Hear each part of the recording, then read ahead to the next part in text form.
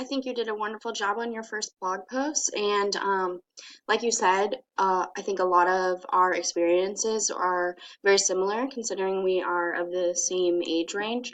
Um, so in elementary school, I had the same experience. Technology was very limited, and you talked about overhead projectors, and I definitely remember that. All of our teachers would have those see-through sheets, and um, they had to have the erasable markers, and they could like fill in notes on there and do math problems and all that. And I definitely remember those. We also went to a computer lab, and that was like a specials class, and you said that it was like the kids looked forward to that, and that was the same in my situation. Like computer lab day was the best day. Um, and like you said, it was just a lot of learning how to type, um, academic learning games. But I did, I do remember those typing games where you had to level up, and you had to compete to see who could type the most words per minute.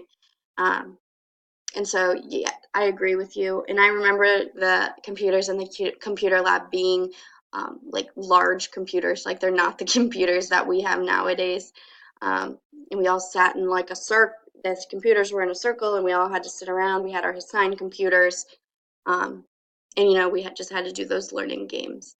Um, I also remember playing the Oregon Trail game, where we had to go through to see if we would survive traveling out west. So that was a fun game that we got to play too. Moving on to middle school, like you said, there were more options, but it still wasn't like very technology based.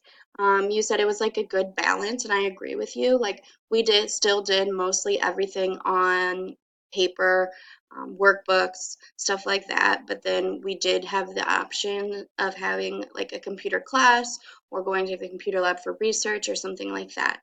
And then once we got into high school, that's kind of when it started to change more.